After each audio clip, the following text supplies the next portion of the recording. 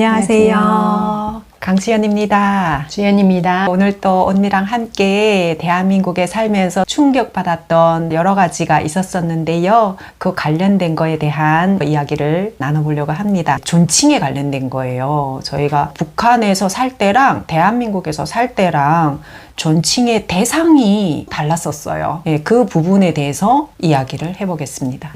내가 얘기할까? 언니가 얘기해봐요. 저도 대한민국에 정착을 하면서 아주 고치기 힘들었던 부분인데요. 존칭 사용이었어요. 북한에서는 예를 들어서 하셨습니다. 말씀하셨습니다. 어느 분이 그러시던데요. 이런 존칭 부분들 이제 가장 높은 존칭의 단어는 오직 이제 김부자, 김일성 뭐 이렇게만 쓰게 되다 보니까 그때 그 공지가 내려왔었거든요. 이런 높은 존칭은 평민들한테 쓸 수 없다 해서 고맙습니다. 말씀하셨습니다. 그리고 하시고 이런 부분들은 평민에게는 쓸 수가 없었어요. 하다 보니까 부모님한테도 어르신들한테도 그런 높은 존칭은 쓸 수가 없었어요. 맞아. 근데 이것이 습관이 되면서 대한민국에 와서 그 부분이 저 엄청 고치기가 어려웠던 부분이었던 것 같아요. 이게 습관적으로 이제 고착되다 보니. 그러나 대한민국에는 모든 어르신들을 다 존경하고 심지어 의견 다툼하면서 싸우는 것 같은 장면인데도 존칭은 빼놓지 않더라고요. 그럼에도 불구하고 너무 놀라웠어요, 그분이. 예를 들어 북한 같으면 뭐 이렇게 조금 좋게 얘기하다가 다퉜다, 뭐 나쁘다 할 때는 서로 상대 막 욕이 들어가고 말 다 까지고 존칭이 전혀 없고 어떻게 하면 내리 깎을까 이런 부분인데 여기 대한민국에 와서 저 그거 엄청 충격적으로 와닿았던 부분이에요. 제가 이제 강연도 조금 다녀보고 해보니까 이 부분이 저한테 내가 이게 말을 함에 있어서 존칭이 너무 빈약하구나 하는 걸 많이 느꼈었거든. 그런 사례가 있었구나. 그래서 그때 이제 노래 강사 준비를 하면서 교수님들하고도 대상을 하고 또 조교로 따라도 다니고 하면서 강의 때 뭐 이럴 때는 조금 조심해서 할 수 있어. 근데 이제 평시에 일상에서 뭐 식사하러 가든지 같이 뭐 다니든지 어느 장소 수업하러 가든지 할 때는 이게 나오는 거야. 조심이 없는 거지. 그치. 그러니까 예의 바른 말이 잘 안 나왔어요. 몰랐는데 예를 들어서 교수님 오늘 어디 갔댔잖아요. 원래는 교수님 어디 가셨잖아요. 이게 맞는데 교수님 오늘 어디 갔댔잖아요. 식사는 하고 오셨어요? 시자 붙이는 게 너무 인색했어. 이거는 거기서는 안 썼으니까. 대상이 정해져 있었으니까. 어르신들한테도 절대 안 썼지. 그래서 그거를 내가 직감을 하고 이게 근데 고치려고 하는데 잘 안 돼. 맞아. 습관이. 그래서 내가 우리 그 교수님한테 사과의 말씀 드린 적이 있어. 교수님, 제가 한마디 말씀드릴 거 있는데 사실은 그때 내가 북한에서 온 지 얼마 안 돼가지고 더 안 되는 거야. 그렇지. 지금은 그래도 이제 조심하고 노력하다 보니까 그나마 괜찮아지는데 그때는 막 생 북한말이 그냥 나오다 보니까 그래서 좀 섭섭해 하셨을 것 같아. 서운해하지. 그래서 제가 일부러 교수님, 저 사실 이런 부분이 미안한 감이 있어요 하고 얘기했었어. 내 자신도 모르게. 이제 그렇잖아. 얘기했었어가 아니라 말씀드렸었어. 이게 맞잖아. 이렇게 일상에서 예를 들어 내가 분하고 앉아서 얘기한다 할 때 이런 게 계속 나오는 거야. 상대가 들을 때 어떻겠어? 얘가 나를 무시하냐? 안 그러겠니? 그런 부분이 나는 좀 큰 문제였어. 그래서 그거를 많이 고치려고 노력을 하고 있어. 심지어 이제 어디 음식점에 가서 배달하는데 요건 좀 오버된 건데 제 거 언제 나와요? 하니까 지금 나오고 계세요. 이런 정도야. 애들이 이제 얘기하는데 존칭이 이제 막 오버돼 붙는 정도로 존칭이 충분화가 있더라고. 이모님 아까 말씀하셨죠. 그다음 뭐 어떨 때는 이제 감정적으로 부딪힐 때 있잖아. 예를 들어. 근데 그것도 꼭 존칭이 오더라고. 다투는 상황에서까지도 심지어 여사님께서 아까 그렇게 말씀하시지 않아? 이럴 때는 엄청 화가 났을 텐데 이렇게 존칭을 꼭 잊지 않고 붙여주는구나. 이거는 어려서부터 교육이잖아. 그렇지. 그런 습관적으로 몸이 배인 거잖아. 맞아. 이 부분이 저는 많이 충격이었어요. 그렇지. 제가 미처 따르지 못하고 감사한 표현이 인색했고 뭐 사랑한다는 말은 전혀 없고 고맙습니다도 인색했고 이렇게 했던 이유가 그런 교육이 그 연장이었더라고요. 환경이. 그래서 그것 또한 정착 과정에 많이 고치려고 노력하는 한 가지. 어려웠지. 존칭 사용. 그래서 그때 교수님한테 말씀드리니까 교수님이 그랬었군요. 이해돼요. 이러시는 거예요. 오해 많이 하죠. 네. 사회생활 하는데 사실 어떻게 보면 언어적인 영역인데 그 부분에서 오해를 많이 받아. 우리는 안 그렇는데 듣는 사람으로 인해서 되게 불편한 감, 아까처럼 나를 하대하나? 그런 것도 이게 있고. 1대1로 그냥 평시에 조금 대상은 그나마도 이해를 시키면서 갈 수 있지만 그때 노래 강사를 한다면서 강의에 나간 적도 있어서 그때 어르신들한테 노래 가르쳐주는 시기도 있었거든. 근데 어르신들한테는 최대의 존칭을 써드려야 되잖아. 나 그때 엄청 힘들었어. 잘 안 돼서. 그 자꾸 나오는 거야. 이 어르신에 관련된 거. 뭐 연장선상이지 어떻게 보면. 충격적인 거에 두 번째가 이제 어르신 공경. 예, 공경하고 대하는 거. 북한은 어르신이라는 말 자체도 없고 없었어. 늙은이 늙은 사람. 여기 오니까 뭐 지역적인 차이도 있겠지만요. 많이 충격적으로 닿았던 부분이 어르신 공경에 대해서 엄청난 교육이 선행되고 있구나를 느꼈어요. 북한에는 어르신에 대한 공경이 별로 없어요. 각자 자기 부모에 대한 자기 존경이 있으면 그에 대한 표현이 다겠지만 사회적으로 어르신을 존경해라는 거는 나는 들어본 거 그렇지 않아요. 여긴 어르신 왕이잖아요. 사회 나가도 어르신 존경. 우리는 엄마를 모셔봤기 때문에 한 10년 동안 어르신. 자, 많이 지하철 느꼈어. 하나만 봐도 어르신 자리가 따로 있잖아. 안 그래? 그렇지. 이게 있을 수 없는 북한 이런 부분. 상상도. 근데 이게 여기 한 가지 표현이 의자 따로 있고 어르신이 있지만 시시각각 요소요소의 어르신들을 존경하는 이 문화적인 특성이 제가 받아들이기에는 그때 당시 여기 어르신 공경이 대단하구나. 이걸 또 따라가야 되네. 사회적인 흐름에 맞게 말씀드리는 거 말에서 뭐 엄청 조심해야 되겠다. 그리고 어르신이 아닌 어떤 상대와 얘기할 때도 어르신에 대한 얘기를 할 때 또한 그 예의가 그대로 들어가야 된다는 거. 매사에 말할 때 이 존칭과 공경 이 모든 부분이 계속 조심해야 됐던 맞아. 이런 부분들이 있었어요. 어렵더라고요. 지금도 처음에는. 노력을 했다고 하지만 그래도 순간순간 나오거든요. 그리고 우리 엄마하고 살 때도 엄마가 지금은 안 계시지만 와서도 이게 북한에서의 습관으로 엄마한테 난 존칭 별로 못해 드린 것 같아. 예를 들어서 엄마 저거 뭘 했어. 이거 엄마 한 거지.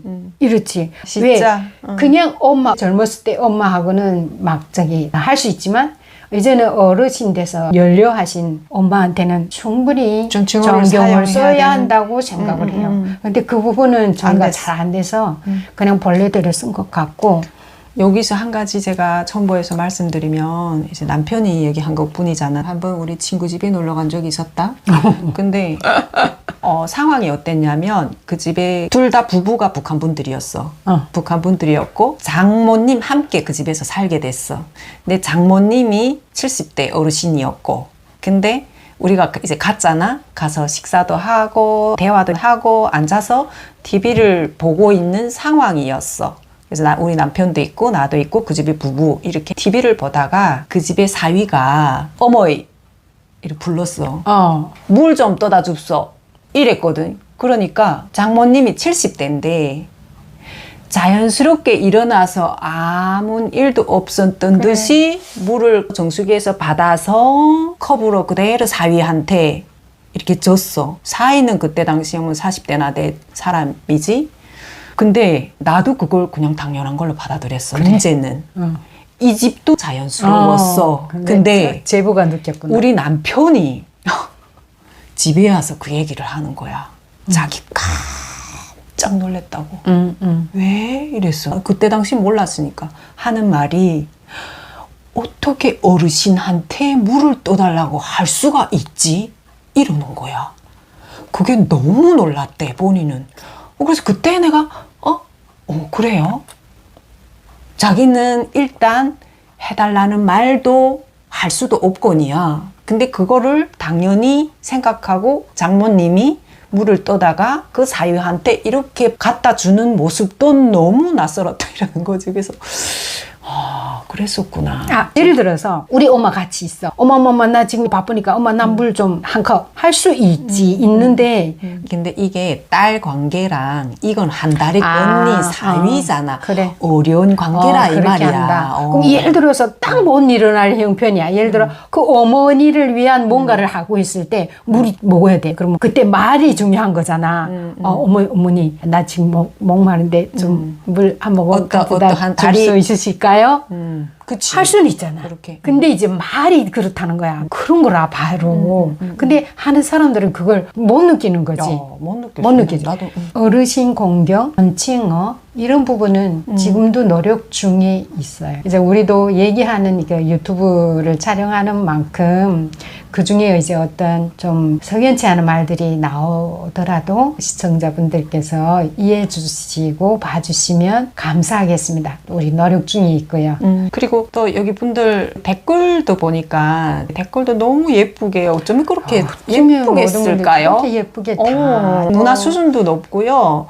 그 글 자체가 너무 예쁘게 써져서 참 그 부분에 대해서도 상대를 배려하는 마음들이 크신 것 같아요. 예를 들어서 어떤 조언을 주시는 부분이라도 상대가 마음을 다치지 않으면서도 뭔가를 알려주고 싶은 이 마음이 충분히 이제 글에 나타나는 게 보였거든요. 예, 그 부분도 너무 감사합니다. 참 수준이 높더라고요. 그리고 또 북한에서 볼 수 없었던 그 기이한 풍경 하나가 장애인 복지. 맞아. 북한에서 장애인들을 북한에서는요. 어떻게 했나? 우리 아버지가 이제 장애인이었어. 못하면 북한 제일 잘할 때만 해도 우리 주변에 그 난쟁이가 있었어. 키 작은 사람. 근데 어느 날 그 가족이 다 없어졌어. 진짜? 근데 이게 후에 보니까 그 위에서 지시라나 그 장애인이 있는 가족은 다 실어갔어요. 야, 없어졌어요. 기가 막히네. 종자를 안 받는다고 그랬다.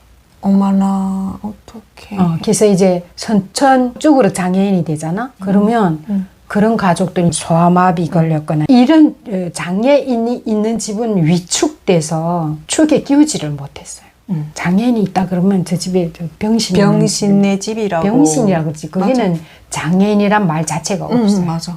여기 와서 알았다 참. 너무 그 또한 차별이 심각한 정도도 아니네. 여기는 인권을 얼마나 존중하는지 그 부분에 대해서 또한 크게 놀랐던 부분이에요. 아예 그냥 종자를 없애버리라 그러네. 그랬어. 그래서 그때 다 싫어왔어. 진짜. 없다. 그래서 웬간해서 북한 주변에는 장애인 가족이 드물어요. 근데 우리는 아버지가 탄광에서 일하다가 맹인이 되다 보니 모르겠어. 그 부분에 대한 불편은 못 느꼈는데. 근데 그래도 사람들이 손가락질은 했잖아. 어쨌든. 그게 당연하지. 여기 와서도 들으려니까. 우리는 소경이라는 소리 그렇게 듣기 싫었거든요. 아버지 소경이다. 근데 소경은 소경이잖아요. 근데 그 소리가 듣기 싫었어요. 병신 어떤 쪽에 들어가다 보니까. 그래서 맹인이라고 우리끼리 나가서 얘기할 때 저는 그랬어요. 조금 높인 말인데. 아버지 맹인이라고. 그러면 어째서 뭐 맹인이야? 그러면은 탄광에서 일하다가 눈 다쳤어요. 이렇게 말했던 기억이 나거든요. 근데 이제 여기 와서 이제 보니까 그 어느 소경집 딸인가 뭐 이런 얘기를 내가 들어서 여기까지 와서 또 여기 와서도 진짜. 그래서 야 대한민국 같으면 그랬겠냐 하는 생각이 났었어. 그렇지. 대한민국 같으면 소경집 딸이라는 이름이 붙어 있을까. 여기는 시각장애인, 그냥 장애인. 장애인들이 막 목소리도 높이잖아요. 인권 보호다. 이런 부분들은 북한에서는 볼 수 없는 희귀 영상이에요. 맞아. 지하철에 언니나 출퇴근하면서 깜짝 놀랐던 게 장애인이 들어오는 거야. 나는 아버지가 시각 장애인이다 보니까 그 부분에 자꾸 유심히 보게 돼. 여기서는 어떤 처우를 하고 장애인에 대한 어떤 복지 제도가 있나 이렇게 보게 됐는데, 아니 시각 장애인이 들어오는데 앞에 안내견이 어머나 예쁘기도 하더라. 그 안내견이 요 등에다가 안내견 여기 안내라고 딱 쓴 그거 커버 딱 쓰고 이렇게 먼저 들어오고, 아침 출근 시간에 사람들이 얼마나 복잡하고 껴서 다 서 있잖아. 그럼에도 불구하고 자리를 다 내주더라. 자리 이렇게 그분이 들어오게 자리 내주고, 와. 그분이 들어와서 앉을 수 있게 손 잡아서 자리를 일어나서 앉히고, 그 앞에 안내견이 자리 잡고 엎드리는데 자리를 얼마 차지해 사실은. 그렇잖아. 그럼에도 불구하고 다 비켜서더라고. 야. 그래서 거기에서 놀라고 나는 그분이 내릴 때까지 계속 봤어. 하염없이. 아버지 생각이 나는 거야. 그래. 그래서 지켜보고 그분이 내려가는 데서 사실은 내가 내리는 여기 아닌데 내렸어. 왜냐면 너무 보고 싶은 거야. 이 사람이 움직임이. 내려서 보니까 그 안내견이 다시 길을 안내하는 거야. 그 뒤를 따라서 지팡이 짚고 이렇게 같이 가는데, 이렇게 보니까 저렇게 존중하는구나 이런 생각이 들고, 그리고 보지 못하는 사람들을 위한 엘리베이터나 표시가 따로 딱 있고, 도로에 보게 되면 그게 따로 이렇게 도드라지게 있는 거야. 그 노란 선이. 그래서 나는 처음엔 몰랐잖아 그거. 너무 대단해. 그래서 그거 보고 어쩜 이렇게까지 다 해줄 수 있을까 싶더라고. 참 그것도 인권의 한 가지로 들겠지. 인간으로 태어났으면 그렇지. 그 사람이 장애인이든 아니든 성별이 여자든 남자든 어른이든 어린이든 상관이 없이 차별 없이 대해주는. 북한은 만약 내가 병신이다 한다면 밖에 나가기 두렵고 집 식구들한테 피해 줄까봐 왜 없이움 받으니까 그냥 집에 박혀 있어야 되고, 하지만 대한민국에서는 장애인이 나서서 소리를 높이고 요구를 제기할 수 있고 정부에 대고 할 수 있고, 너무 이제 멋진 놀라웠어. 나라라고 저는 생각합니다. 우리가 늘상 말하지만 뭐 생지옥과 천국의 차이라는 건 더 말할 수 없으니까. 그래서 오늘은 이렇게 대한민국에 와 살면서 충격받았던 여러 가지 일들에 대해서 언니랑 대화를 나눴습니다. 여러분 시청 재미나게 해주셨으면 좋겠습니다. 감사합니다. 감사합니다.